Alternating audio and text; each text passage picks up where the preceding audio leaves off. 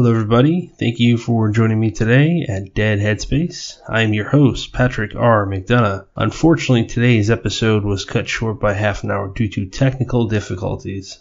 I hope the ending is not so jarring. Now let's get to that intro.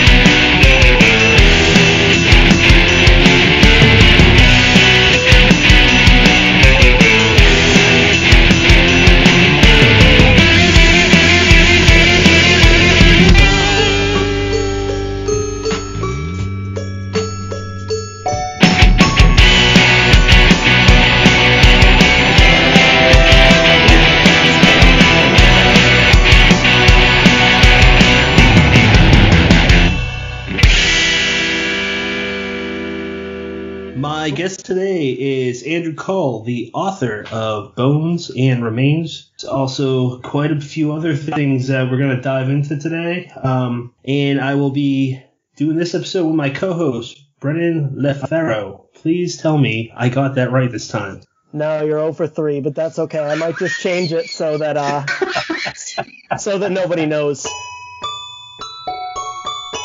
What got you into horror initially, before your film, before your books? Yeah, that's a good question. It's that going way back when. Let me think. Probably, I guess I've always been fascinated by the paranormal for probably about as long as I can really remember. Since I was a kid, I was big into those kind of books you can get, like true ghost stories, all that sort of stuff. And I kind of grew up reading those. And then there was kind of up to the point where I actually teamed up with my best friend to go ghost hunting. I mean, we were like how old would we have been? Maybe like 11, 12, to go ghost hunting around our local village, which of course was. I remember we went to an old people's home. I can't actually quite remember how we got in, but we did. We kind of got in and got talking to the residents, and I remember one of them telling me, and like at 11 or 12, you pretty much believe everything you hear.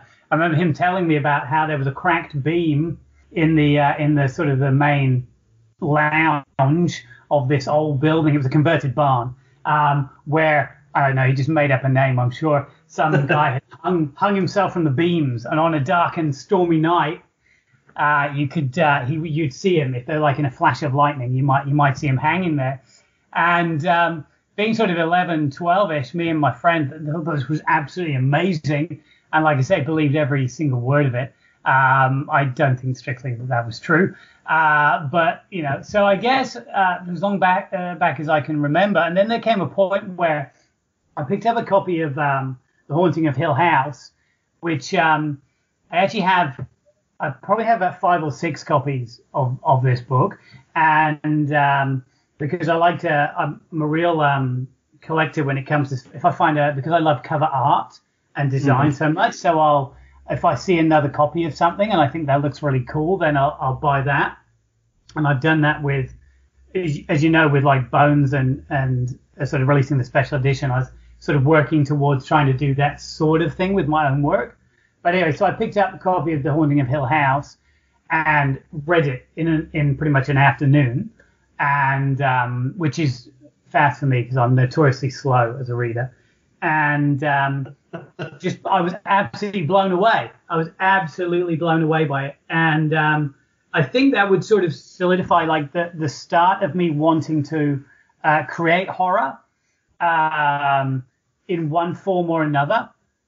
So I think those two interests came together through like at that point in my life, and I must have been maybe again about at most I was about 13 at that stage. So I decided pretty early on which direction I was headed, and it has nothing to do with my surname, by the way. That is actually really my surname. It's not like a pen name, and I get asked that quite a bit because people go, "Oh yeah, you got a really good name for horror," and I'm like, "Yeah, it's just my name." Like I just like whether that means that it was like somehow predestined. Like I was just going like I've actually got a friend who's a priest and his surname is actually Holy.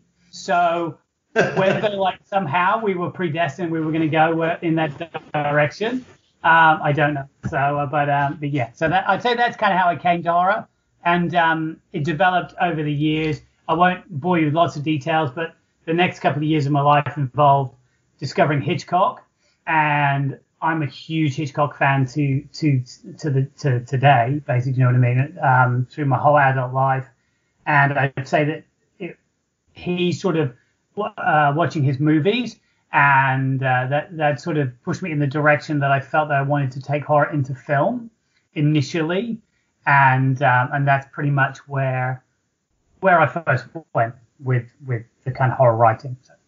Mm. So Andy, stepping back a second, during your 12-year-old amateur ghost hunting days, I gotta ask you, do you ever experience anything, see anything, or is it just a bunch of 12-year-old boys scaring the hell out of each other in a dark barn? Yeah. Back then, probably that was pretty. That's a pretty good description of how it went. I've always felt I'd like to spend more time doing some serious paranormal investigation. Way back when I was working first in television and film back in the UK, I actually pitched a show to my agent at the time and said, what I want to do is I want to go and do paranormal investigation, but I want to do it with scientists. So I want actual paranormal investigators, but I want people from various different scientific fields to travel with us. And we'll go around the UK because obviously UK, a lot of history, a lot of potential hauntings and the like. And we'll do it scientifically and we'll look at this properly. Because you obviously, whenever you look at paranormal investigation, there's a lot of hokum, you know what I mean? There's a lot of going right back to spiritualism. There's a lot of people who are out there because they want to be famous, not because they really want to actually experience the paranormal as such. Anyway, so she rejected this idea. She said, that won't work. No one's going to be interested in you doing that. And then about like a year later, this show called Most Haunted started in the UK, which was basically a bunch of people going around the country doing paranormal investigations. And that went on to become like quite a big thing in the UK.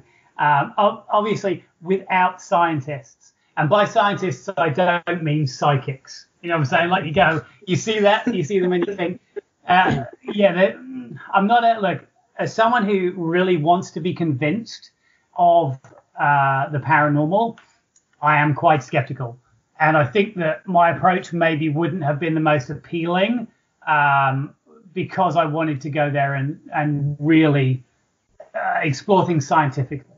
And I think when you that 11, 12-year-old kid who believed everything, he's not really, I've changed quite a bit since then and swung quite a lot in the other direction.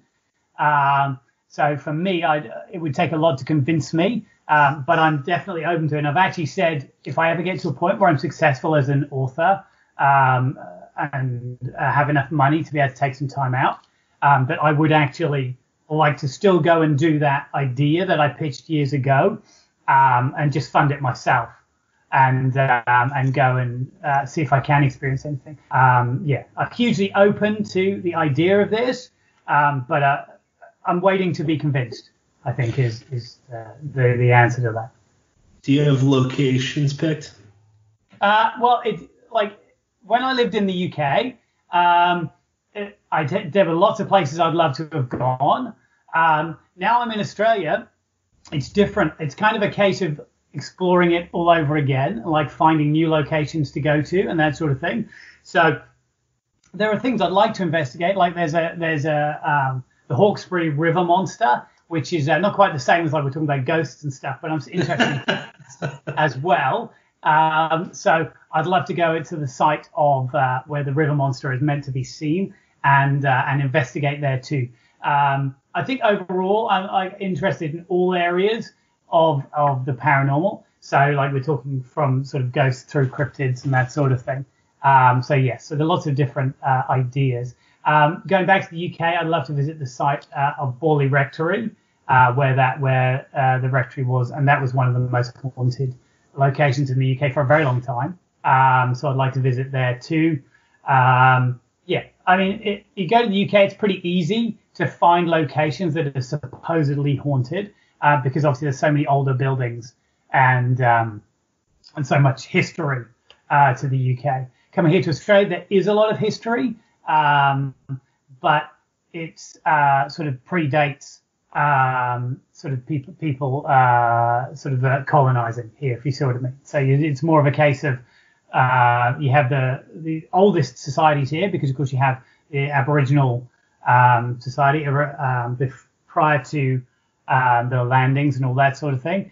But it's not as easy to find locations like Borley Rectory, for example, that sort of thing. So, yeah. So I'll tell you what I've also wanted to do, which is something that relating to that, and a good way to get into doing that here is when I was growing up in the UK, you used to have a thing like you could get these kind of home printed kind of booklets of hauntings from that area. So in the UK, like we have, I don't know how much you guys know about this, but we have different counties, which are kind of like this, like having another state.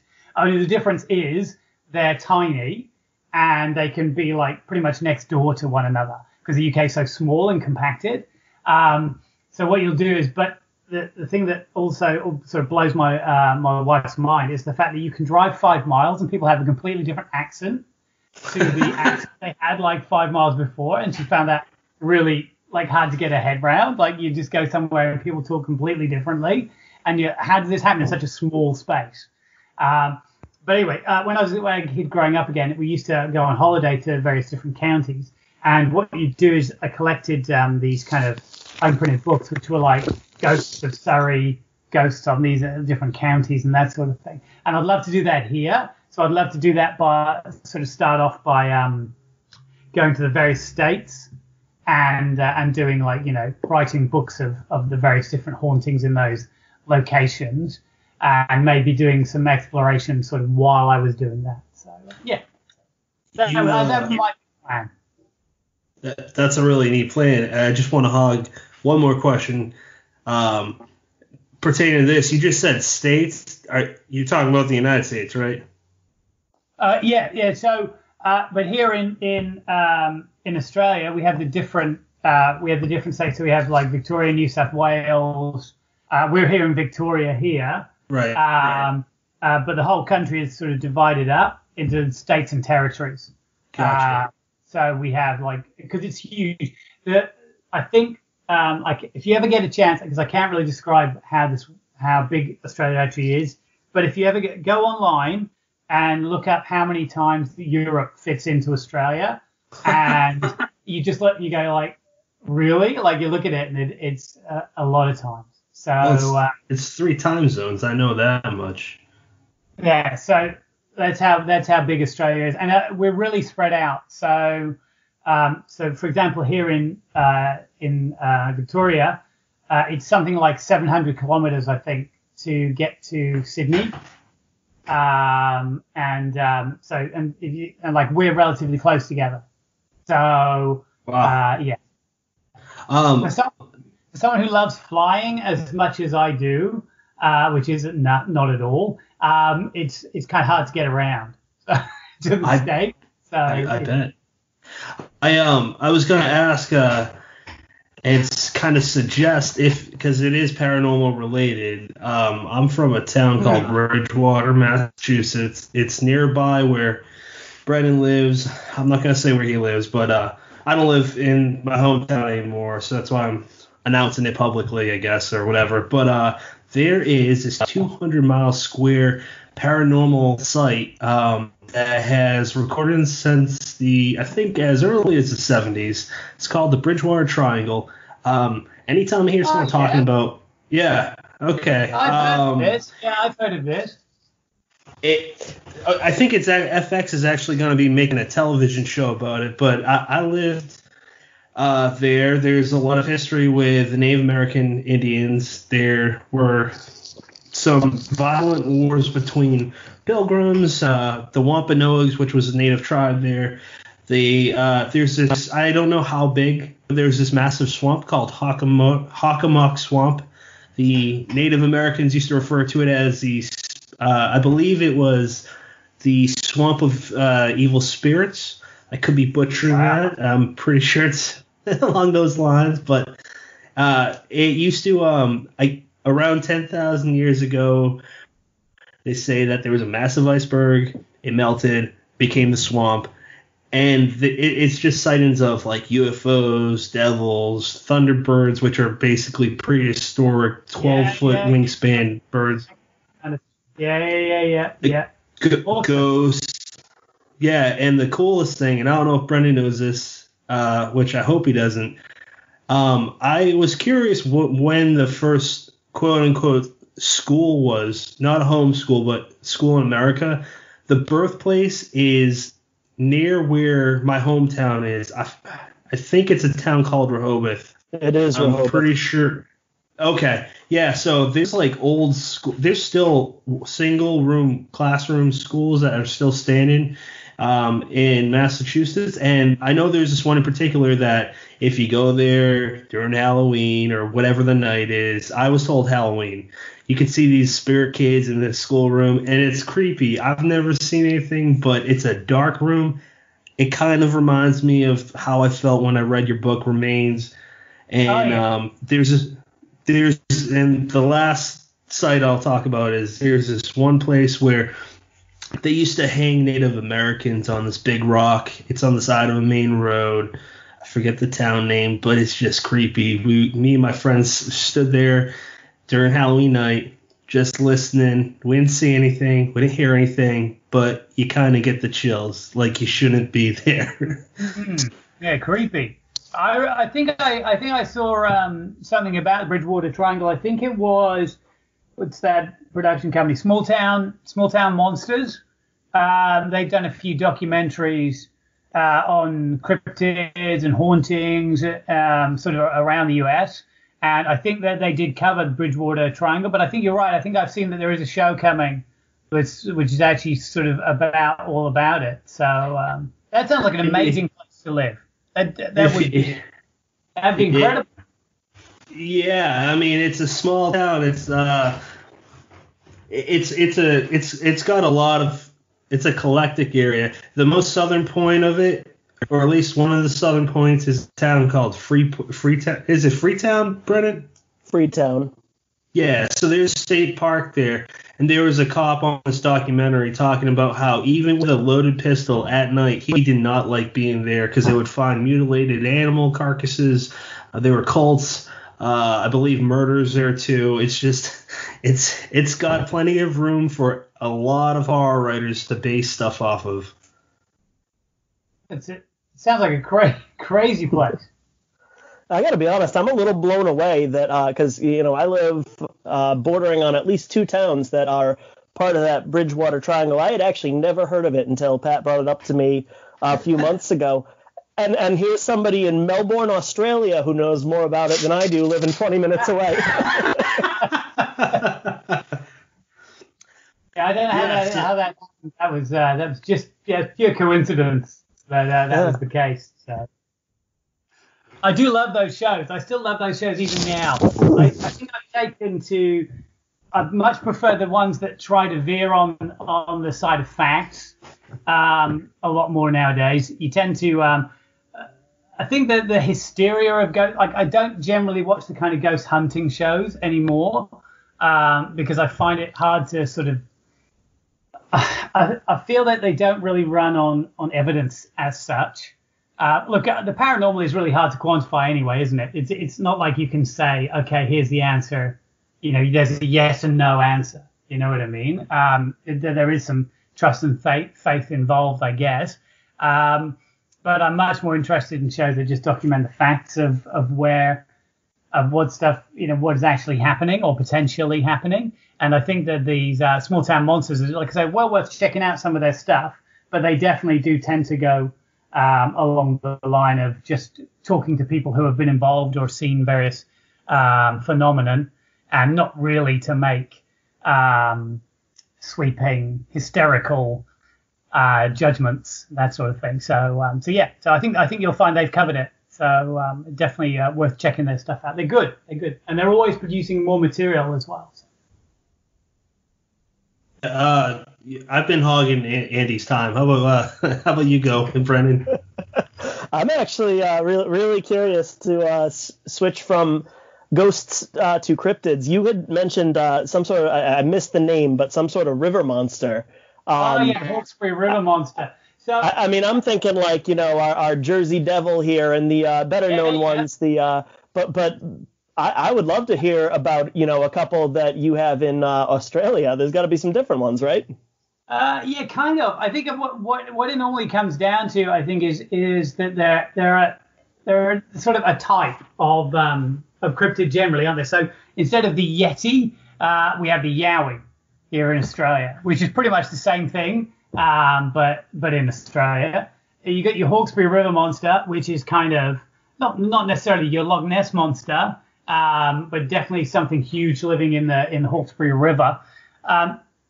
I think we tend to, like, growing up in the UK, I was fascinated by the idea. Like, we also have big cats here, which we had in the UK too, which could potentially be cats that have been released into the wild, that sort of thing. So I think wherever you go in the world, cryptids are of a sort of a similar nature, just sort of reinterpretations of various different myths and legends.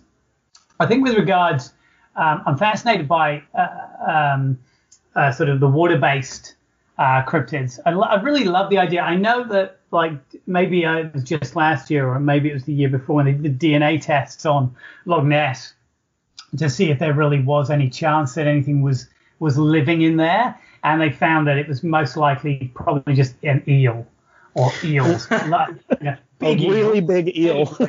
But not the giant eels I was kind of hoping for. Not a plesiosaur or something like that, which is what, of course, like cryptid lovers like myself are hoping will be the case. I love the idea of the Thunderbird is one that was mentioned, but that I really think is fascinating as well. I guess there's a big chunk, isn't there, of us where we think, we grew up watching like my Journey to the Center of the Earth and movies like that, and sort of Ray Harryhausen movies and that sort of thing. And I think there's a real sense of wanting to find that that magic kind of still exists in the world, I think.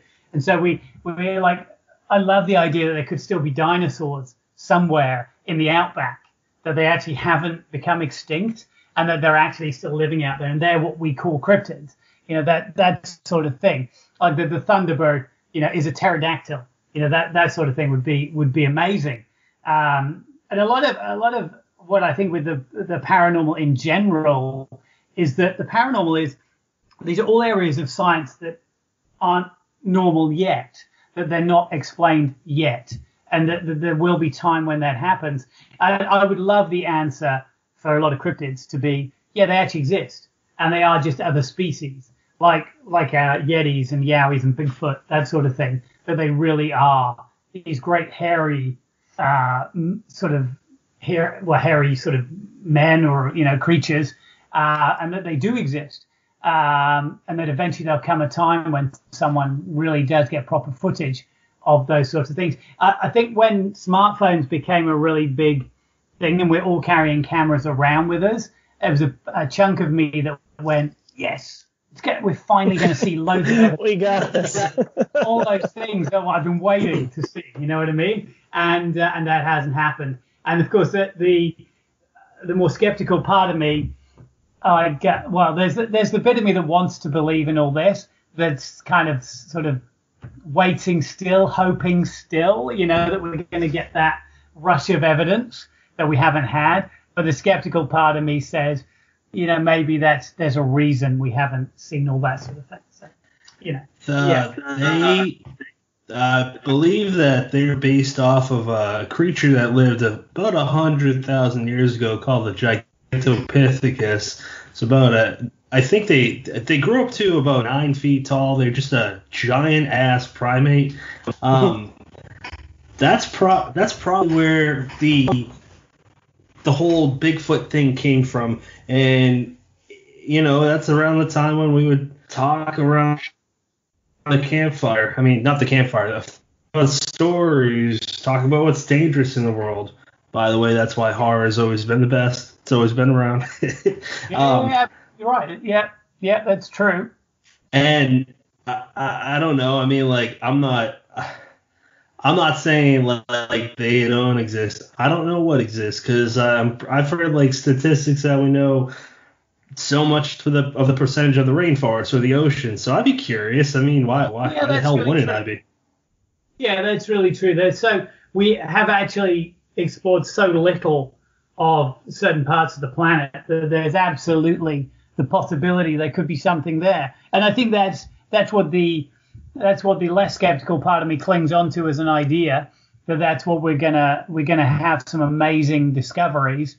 Yeah, and it's entirely possible. I mean, I think we do look for kind of magic and mythology in the world, particularly at times at the moment where the world is in such disarray, and people look to horror for a sense of safety to an extent. It's escapism, isn't it? Obviously, like we use it to escape the sort of everyday into something fantastical. And the idea that monsters could exist is definitely a part of that.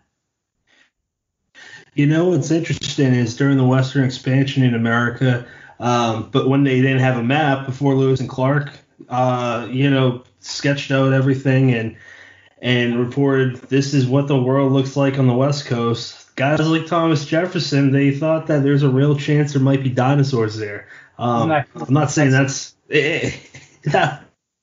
that was only like 200 years ago. I'd love that to be, and that would have been amazing if that was actually the case. That would have been fantastic. Oh my God.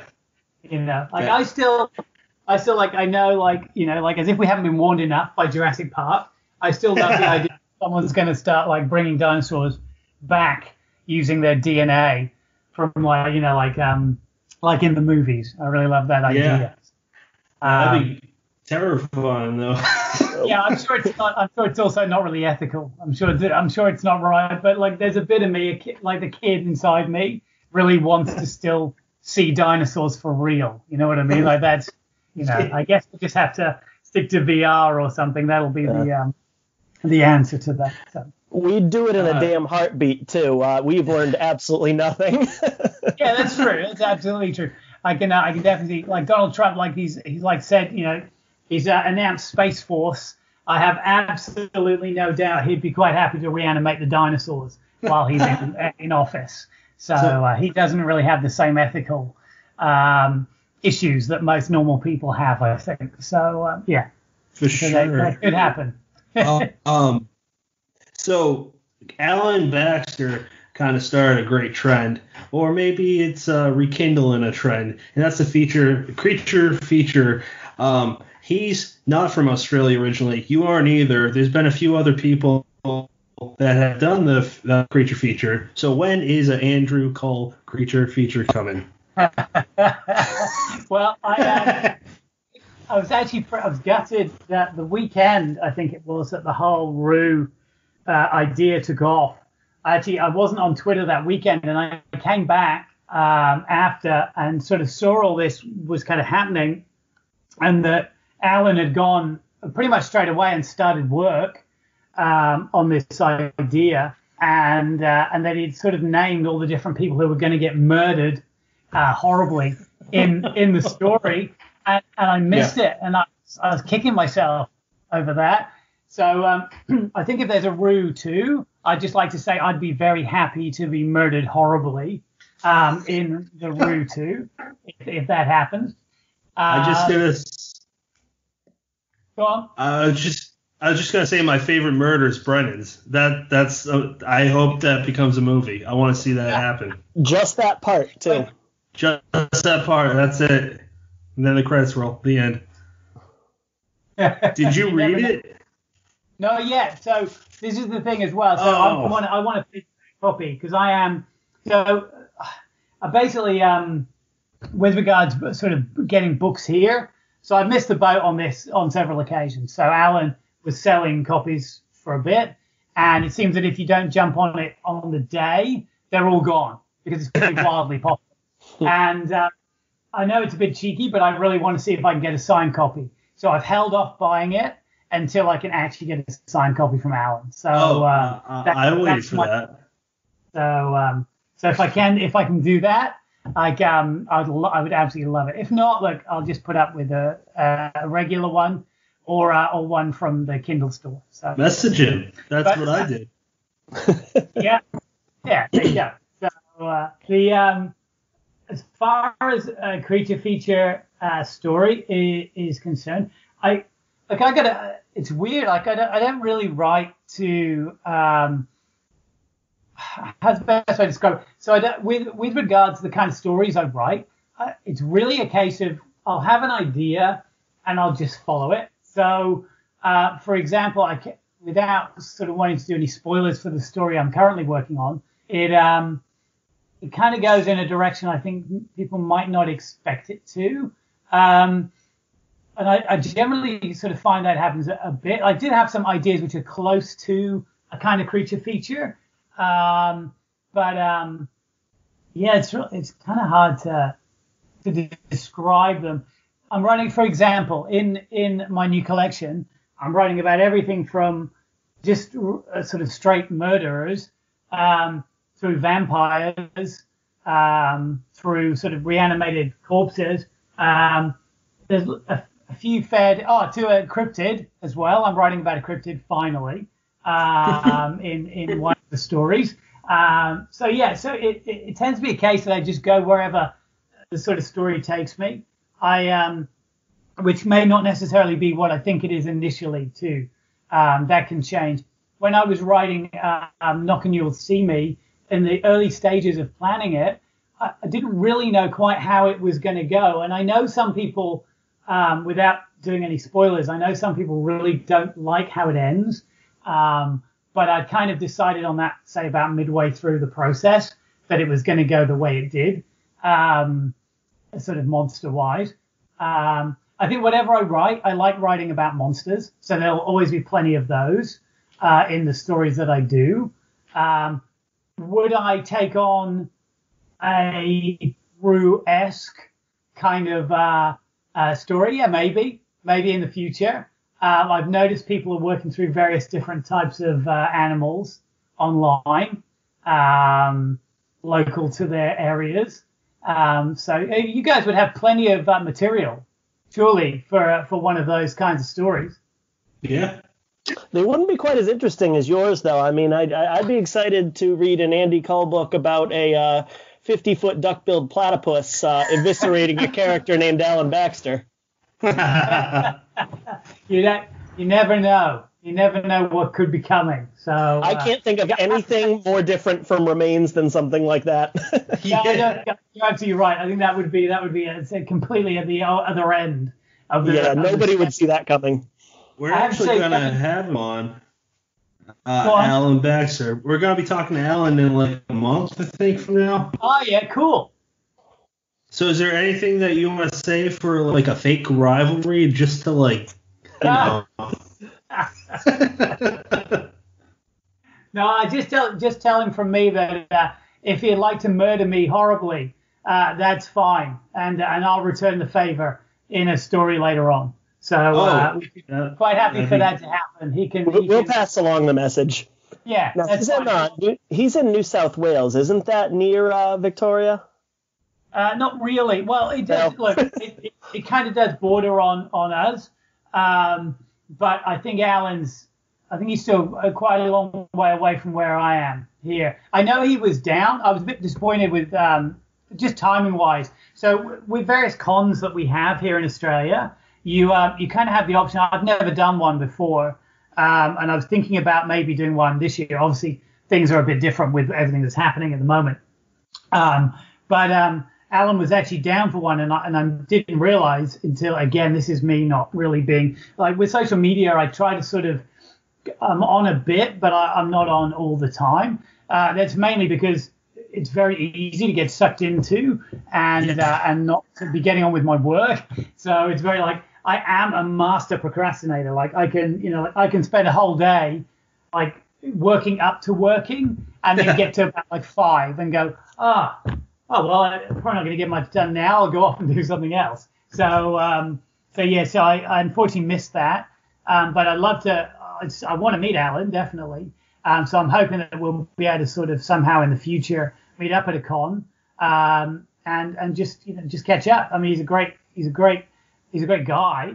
I think one of the things that following people online on Twitter, for example, you get to see people who are real examples of decency. And I think this might sound like an odd thing to say, because I know not everyone uses social media in the same way. But for me, I really do think it's you're going to have to tailor your feed to the type of person you'd want to meet in real life, I think, So, and I follow, quite a lot. I follow a lot of people, but there are certain people I really enjoy their feed and enjoy reading what they have to say. And I'd say Alan's definitely one of those people who you go on and you think this is a genuinely decent guy who's, working really hard at what he does. And I think he'd be a great guy to meet in person. And hopefully in the future we'll be able to do that, be able to coordinate doing that. But just going back to creature features very briefly, when I first moved to Australia, so I coming from the UK, and our idea of a big spider, we're talking about something that's like the size of a 10. I'm trying to think of a coin that you guys would know the size of. But basically, they're not very big, is what I'm trying to say. Okay, so our big spiders are not big. I come to Australia, and people are going, oh yeah, so pretty much everything in Australia wants to kill you anyway. So it's not really a stretch to write a creature feature, because that is everyday life here.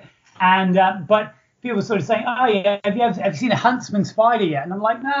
What does that look like then? And then you go online, right? And you look this up, Google huntsman spider, and you go, yeah, okay, no, thank you. So I'm at my mother-in-law's house, and we sort of this is not long after I've been here, and looking up the wall, and I look up and I think, you have got to be joking me. And there's a spider up there that literally it's so big, I think we could have a conversation. You know what I mean? That's how big this thing is. God. And that was my first experience of seeing a huntsman in the house as well. It's one thing, isn't it, to see a huge spider when you're outside. I just Googled it. I just Googled that. Wow. Well, what'd you do that for, you idiot? Oh my God.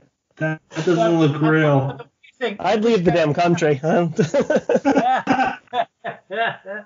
I've been here nearly 8 years now, and this is the weird thing about it. So obviously huntsmen aren't always huge, and they sort of vary in size.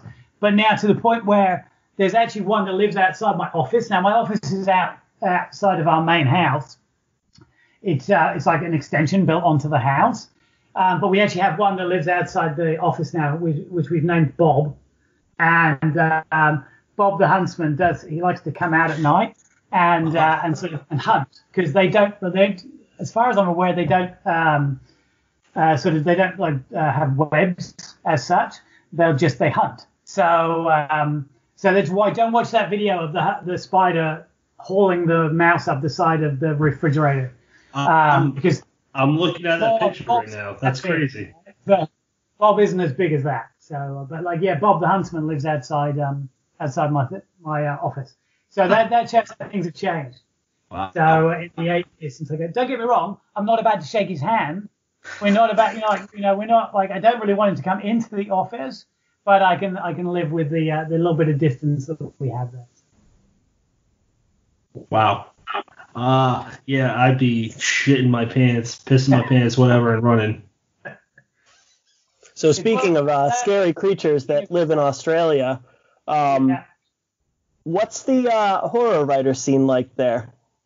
Yeah, good, really good. So when I first got here, I sort of had there was a bit of a transitionary period where I was when I first came here, I was still sort of working in film. So what happened was I spent a bit of time working on some screenplays and trying to sort of meet people here who might want to sort of team up on a project and get some stuff rolling. And for a long time, it had been suggested, why don't you write a novel? Why don't you try and write a novel? And I put this at the back of my mind because I was so sort of fixated on getting film done. And obviously we did that in the end with The Possession of David O'Reilly.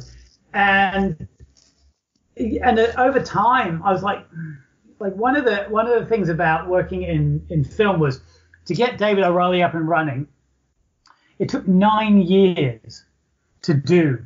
So from originally having the script through to being on set and actually shooting it was a 9-year period. Wow. And you got to say, when you're working on something, is it really worth I'm in my 40s now, right? So looking at how things could have gone, okay, so what's that? You get another movie by the time you're about 50, and then another one by the time you're 60. What's going on here? That's a really kind of, they say boom and bust, don't they, for your career? But that's a lot of years of bust for a little bit of boom. So really, it's when I sort of realized and had quite a few conversations with my wife about it, and kind of decided that maybe I was going to give that book a go. Because one of the issues with my writing is that I've never had trouble coming up with ideas. So what I do is, on the computer, I keep a list of everything that I've kind of sketched out roughly or kind of got an idea to work on. And at last count, there are 21 projects that I could start tomorrow if I wanted to. And whenever I write a new project, I tend to find that within the sort of period of time that it takes to do that, I'll have come up with maybe 2 or 3 more in that period of time. If I was going to try and get this down on film, I'd even if I live to be 80 or 90, I'm not going to see a lot of these projects come to fruition. So transitioning to writing prose, I realized that I can actually get a lot more done a lot more quickly. And so I put out The Trade, which was an idea that had been buzzing around in my head for a long time while I was making film and that sort of stuff. And I thought, well, I'll put this story out there. And so what I did was found a Facebook group, the Australasian Horror Writers Association, joined up and sort of said, if anyone wants to have a read of the story, I'd love it if I could get some feedback. So I put it out there. And, that everyone in the group was, quite a few people came to me and said, yeah, I'd love to sort of beta read that for you, which was fantastic. And I sort of started making friends. And then the writers, excuse me, and there are various sort of factions of the Australasian Horror Writers Association because we're so far apart. So the Victorian sort of chapter would meet up. So I went to a few meetings, had a bunch of writers there. It always sounds weird to say Victorian. Coming from the UK, where the Victorian era is a period of history, obviously. So coming here and saying, going, we're all Victorians, that feels kind of odd to me because there's what I see in my head versus what actually is the case are two completely different things. So we didn't all sit around smoking pipes and, that sort of thing. It wasn't like we weren't all it wasn't a Victorian era kind of thing. But that was fantastic. So I met a lot of writers that Australian horror writers, and they were really amazing. And I have to say a shout out to a few people. Steve Dillon, who's both a writer and publisher here in Australia, he actually suggested that I send Remains to Jerry Huntman, who is the publisher of my novel Remains. And he suggested that in the first place. And if he hadn't have suggested that, I would never have approached Jerry, who also is here in Victoria, and Remains wouldn't have been published. So, I mean, a huge shout out to both of those gentlemen. They're instrumental in me getting Remains out the door. So, fantastic. So it's a thriving scene. There are a lot of horror writers here in Australia.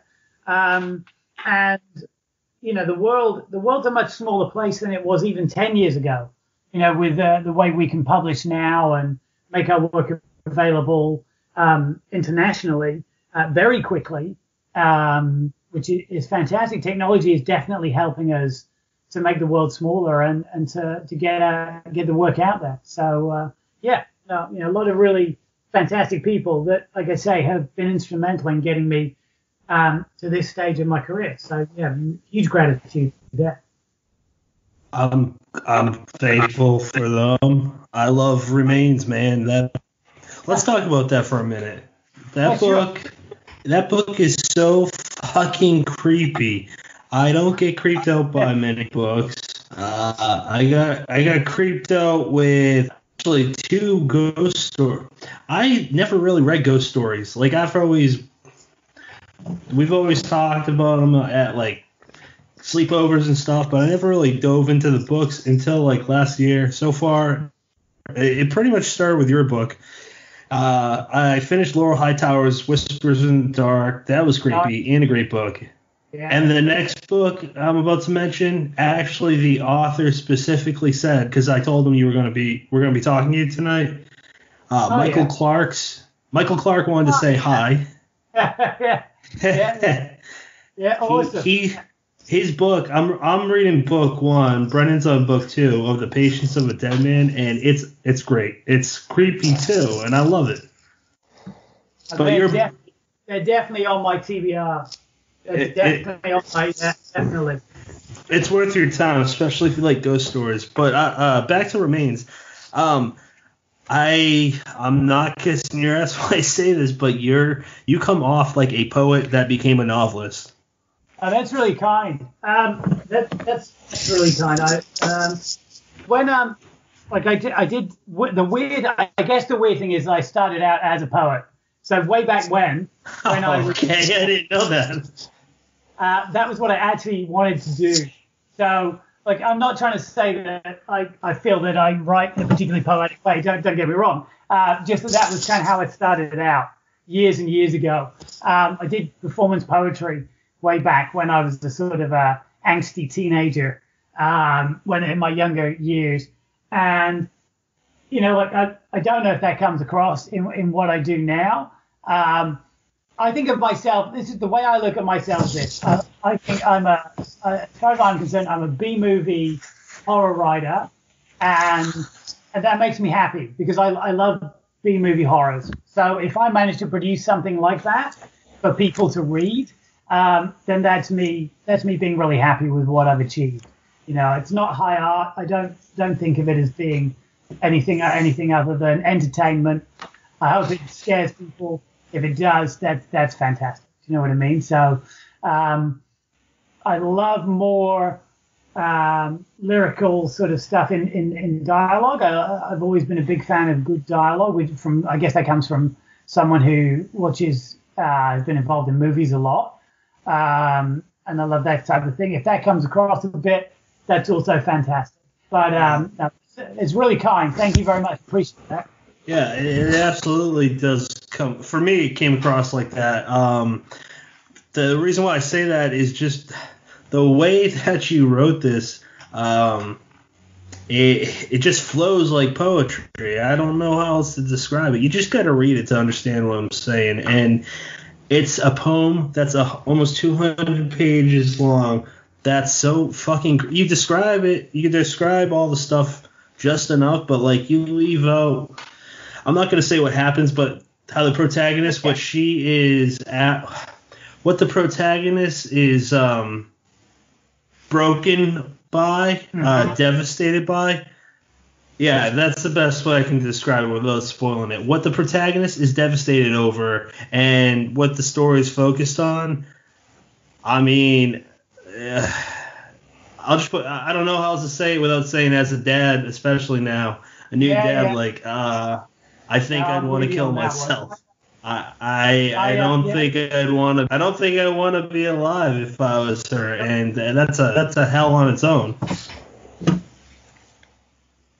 I wrote Remains a couple of years ago, and it's funny because I'm now a father as well, and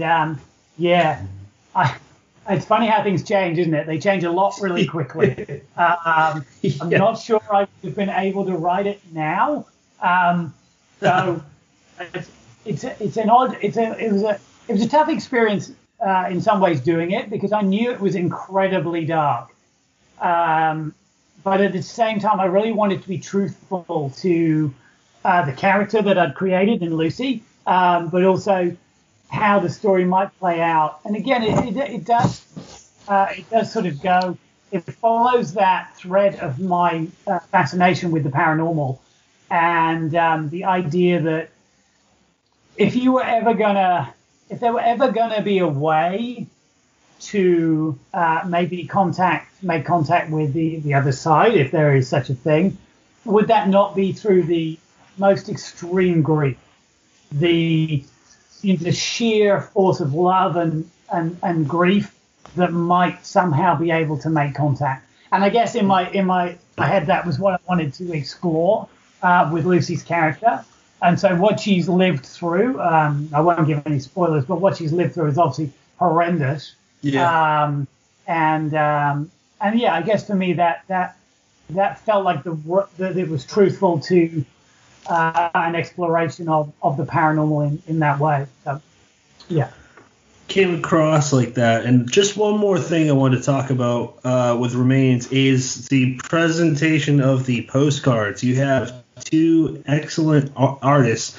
One of my, you know what? I'll just go on record by saying it. Daniel Serra, he's currently my favorite cover artist. You got him to do. I'm sorry, you broke up a little bit. Back now. Sorry. Can you hear? I'm sorry. Can you hear me now? Yeah, that's fine. Yeah, sorry. Give me that question again. You were talking about artists. So I'm just saying, I'm going on record saying Daniel Serra is my favorite cover artist. And he did a postcard for you. Yeah. Can you hear me? Yeah, I hear you. It's all good. Brennan, are you here? Yes. Okay. I'm just gonna cut this part out. Yeah, it's all right. Okay, let's start. It's all good. Let's start over. All right. So I see that you have two postcards. One by Chad Whirl. I don't know if I'm pronouncing his last name right. And one by Daniel Serra. They're both awesome. And then you got a Ouija board bookmark. Where'd you come up with how did you manage all that? How'd you figure all those steps out? Yeah. So basically, with regards to like I was saying early on, that I've always been I love good cover art, and I love alternate posters from movies. So I kind of guess I thought to myself, well, look, it would be really amazing to have lots of alternate art for the books I'm writing. Now, obviously, you can't have every you can't have every sort of like alternate version of a book necessarily released. Yeah, like we did the special edition for Bones, where Chad's done some incredible artwork for that.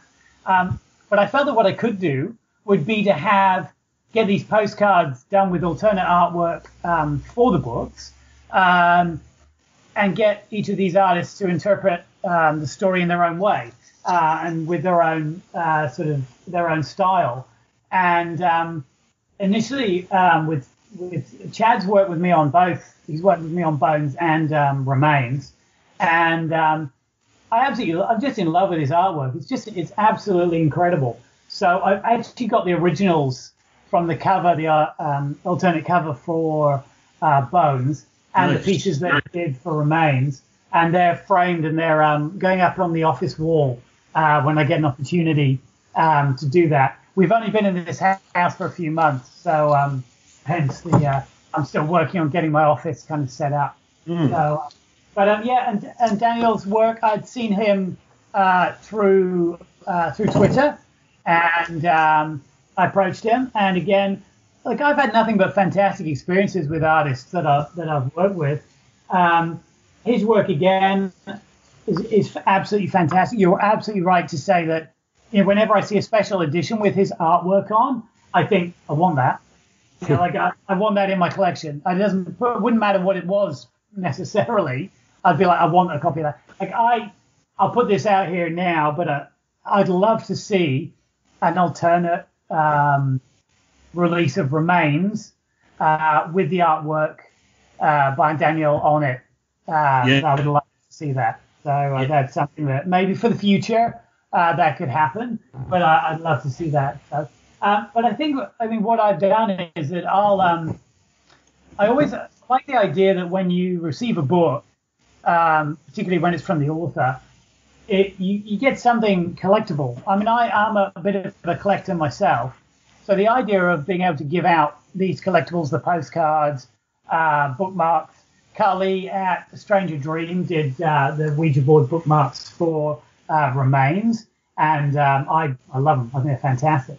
And so I really love the idea of being able to give these sorts of things out with the books. And every time I release a book, to create more alternate artwork, more postcards, more bookmarks, that sort of thing. So when my next collection comes, it'll be coming with new artwork by other artists and the like, and new bookmarks and all sorts of things. I think for me as a collector, it just really appeals to me. So I like the idea that when you get a copy of a book from me, you think, oh, what's going to be with it?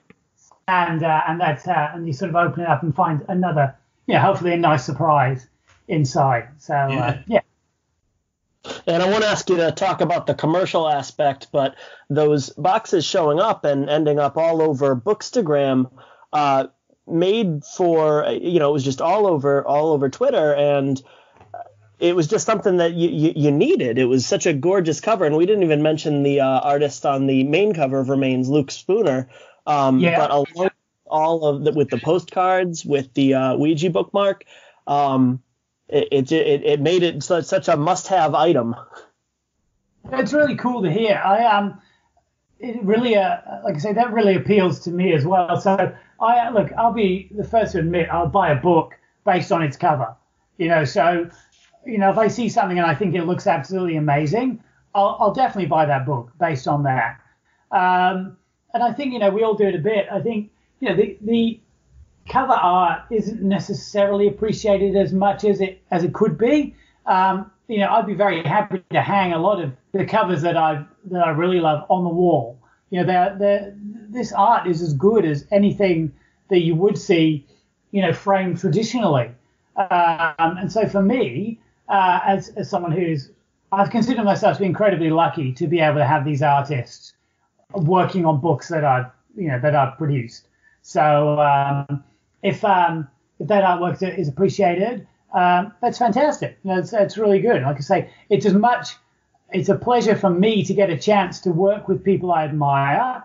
And so that, with all the artists I think I've worked with for postcards and like I say, even the cover of Remains, I'd had the idea for the cover of Remains years ago. And so when I spoke to Jerry and said, look, this is kind of what I'd like to do. I want that kind of Saul Bass feel, the kind of Hitchcockian feel. This is the idea I have for it with the suitcase and all that sort of stuff. And he's like, okay, I'll talk to Luke and we'll see what we can do. And then, like maybe 2 days, he goes, Luke works pretty fast, right? So a couple of days later, he's sending me an email with a draft of the cover. And I'm like, you're joking, right? So obviously there's a bit of me that's like thinking, excuse me, thinking, you're going to open it and you're thinking, okay, it's going to be a draft. What's this going to look like? Do you know what I mean? 2 days. Incredible. So from that original draft through to the final piece of art, there are very few changes to the actual cover that he produced in an incredibly short period of time.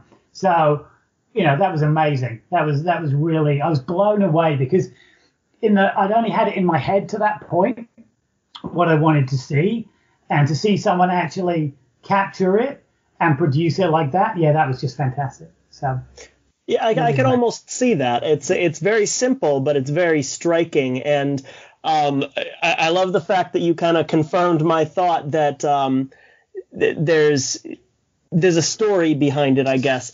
There are a lot of covers that are really, really nice looking, but they're more aesthetically pleasing. This one, you look at the cover, and it really does give you a hint of what you're about to get yourself into. The color scheme, house in the background almost having a little bit more detail than anything else that's kind of more like a silhouette. It just works, man.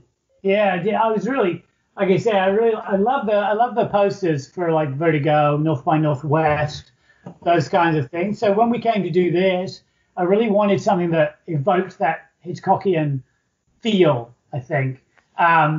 That's not meant to be in any way a comparison either, though, because while I'm a huge Hitchcock fan, he is the master of suspense. Like, so, there's no one comparable today to his level of filmmaking with regard to suspense. If I had 100 years more to write, I wouldn't be able to get up to the level of the incredible suspense he's able to produce in his movies. But he does remain a huge influence over my work, even though I've sort of moved from working in film to working solely now, well, at the moment anyway, in prose form. I'm really blown away. I'd like to say it's been a fantastic experience. I consider myself to be very lucky to have had a chance to work with some of the artists I've had a chance to work with. There are more artists that I want to work with, but I'm going to keep that a little quiet because when my next piece comes out, I'm hoping to have some artwork from those artists to go with it. So, That'd be fantastic. As far as Hitchcock goes, when you mentioned him earlier, I wanted to ask this. My personal favorite film by him, I can't really describe why besides I just love it, is The Birds. I was curious what, or is it just Birds? Am I messing that title up? The Birds, that's right. Yeah, so it's an awesome movie. Like, parts of it's kind of cheesy for nowadays effects, but still, like, it's a fun movie. And if that happened in real life, it's kind of like a Lovecraft story, where in the sense where if you kind of depict some things that he wrote on film, it probably would look silly, but if it happened to you in reality, I don't think your brain could process it. I absolutely love The Birds. There are so many good Hitchcock movies, and I think for me, I'd say I can't narrow it down to one that's my favorite, because not only does he do suspense incredibly well, he also has a way of like hopping genre. So we're looking at sort of like, you could say The Birds is as close to a kind of a creature feature as he made. Yet on the flip side of that, you've got North by Northwest, which is an action movie, really. You've got Psycho, which is a horror, and then you go to the other sort of more suspenseful movies like Vertigo is hard to quantify as what it actually as what genre you would sort of place it in, and that's one of the things that's really amazing about it. And then you've got movies like Dial M for Murder, which is purely suspense, a suspenseful thriller. So he really like hops genre. So I think I probably just named all my favorite Hitchcock movies like in that sort of grouping there. But yeah, I love The Birds because even if you watch it now, you go, okay, yes, some of the effects aren't as hot, admittedly, but some of it is absolutely incredible. And when you consider the time when it was shot, it really is way ahead of its time in regards the effects work. I think it's similar to me when you watch 2001. This is going like sort of talking about Kubrick here, and you think that was made in 69, I think, and you watch that now and you go, the effects are amazing. And I think one of the weird things that's happened is we've had a strange period in film where we've gone from doing practical effects to CG, and it's actually we've gone backwards, I think, a bit. So whereas some things are really amazing now, we watch them, watch some movies and you think, wow, that's really incredible and believable. We've been through a long period where we've actually gone the other way with effects, and we've gone, these are actually really terrible. Like when you look at movies like going back into horror there, I guess, looking at things like The Thing, for example, and movies like that make incredible use of practical effects. Yeah. Back in Hitchcock's day, that's pretty much what you've got, isn't it? You've got practical effects and a bit of sort of green screen type effects, that sort of thing. Yeah. I think The Birds does an amazing job of creating high suspense with the effects that they had at the time. So I love The Birds. I got to say, when I was a kid, my first movie crush was Tippi Hedren. I had such a massive crush on her when I was a teenager. You know what I mean? Just amazing. I thought she was incredible. So she's still incredible. Don't get me wrong. Yeah. But that was my first movie crush, I think, when I was like a little kid. So that's hilarious. And I don't know if you're a fan of Eminem, but his latest album, Music to Be Murdered By, it's Alfred Hitchcock. He's got interludes with him in the intro, track 5, I think, and the outro. And I'm pretty sure I feel like that's the name of one of his movies. Don't quote me on that. But that guy's still relevant today. So the Music to Be Murdered By, I think there's a Hitchcock like an album of music. I think it's of music. It might be of stories, but I think it's of music. Obviously, hence the title. And it's actually called Music to Be Murdered By, and and it was sort of released, with Hitchcock associated with it way back when. So I think that's where the name originally comes from, and I think he's taken that and run with it. So yeah. That makes sense. Are you enjoying writing books over film? I know you kind of pretty much broke it all down, but it's a really different animal to approach than film. Yeah, it is. Yeah, it really is. So first of all, the answer is yes. I'm probably the happiest I've been as a writer in a very long time. I think the frustration of film versus having the free reign that I have now to produce the stories that are sort of buzzing around in my head. It's such a different animal in regards, like I said before, when you're looking at doing film and saying, like when I worked in the UK film and TV industry, you'd quite often get a commission. So you'd get paid for a project, and then maybe 6 months into, or after it had been written, you'd get that company would go bust, or that series wouldn't get made. And so whatever you'd written would just sit on the shelf in a producer's kind of office. And realistically, you get paid for doing it. That's really good, but it never gets anywhere. Like no one ever experiences what you've written, except maybe a small group of about 10 people who've read it. Right. And so, realizing that I could bypass that sort of, like I said, that 9-year wait and go for being able to, I could literally, like if I have a story idea today and it's flash fiction, it could be written by tomorrow and out with people to read it the same day. Now, that's incredible and empowering as a writer, because you can go, you really, it takes away that entry point that was there before, that was sort of like, with regard to film, you've got to have a huge crew of people who are going to make this before it gets seen. And then on top of that, you've got the secondary potential problem of what if it's terrible? Do you know what I mean? Like, what if you write this really good idea and the acting's bad, or the direction's bad, or something like that? So, when being able to produce a story and get it directly to the audience really quickly, just incredible. And I absolutely love doing it. I'm working on, like I say, several projects at the moment. Mainly for next year, is a novella for later this year, and a short which will be out in a couple of months' time. And it's fantastic to think that I'm working on this story today, and it will be with an audience in a couple of months. And that's this incredible feeling to be able to do that. And it's also a case that I think when you're writing, like every writer thinks they're rubbish. So at the end of the day, we're sat in our offices writing away, and there's a big chunk of you that goes, everyone's going to hate this. Like, we're going to finish it, and it's going to get like tumbleweeds.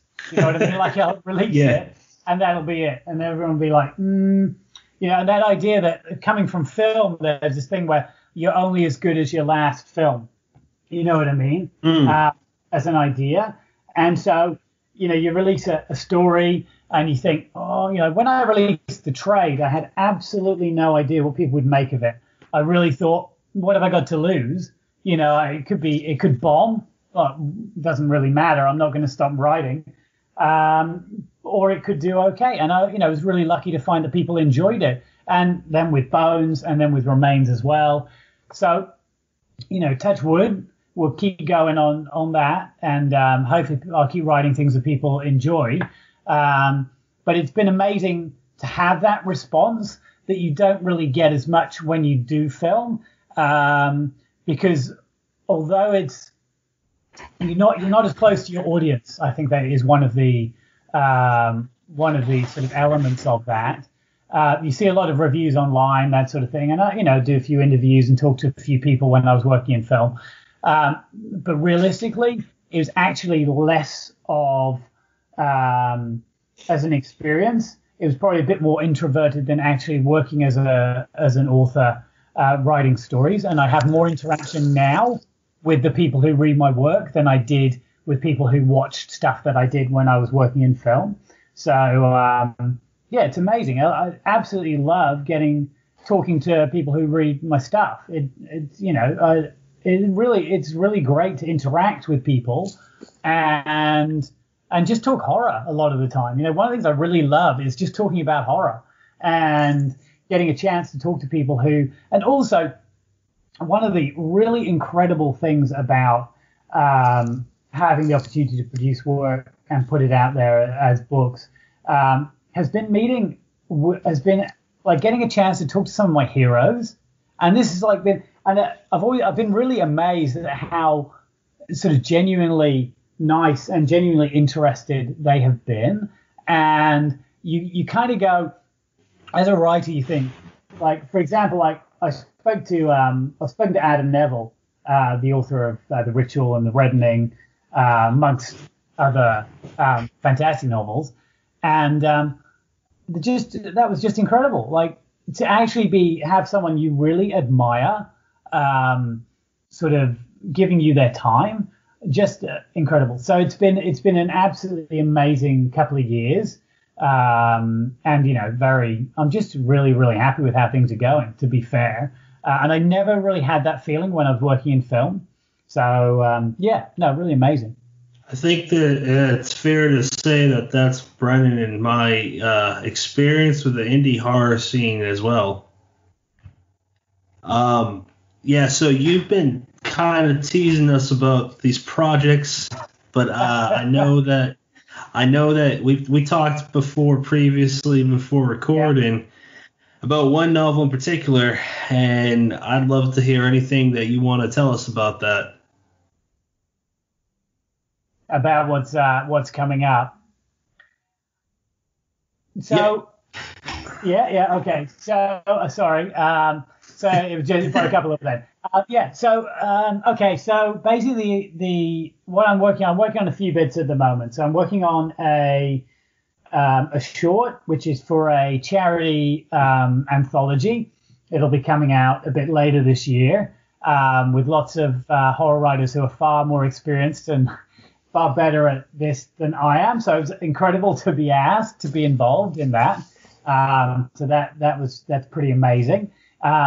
That's basically, so not that I write about what I sort of write from my life, but it's basically about the story of a single mother who moves into a new house, and when she has a friend is helping her renovate, helping her sort of redo the garden on the house, and then they begin to dig up bones in the garden, begin to find bones in the garden. And so basically, not that this has happened to me, but we've recently moved into a new house, and I've been spending quite a lot of time in the garden.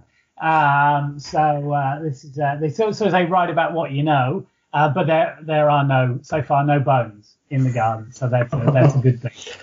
So far. Yeah, so far. So I've only done so much of the garden yet, so there's still time. So that's one of the projects I'm working on.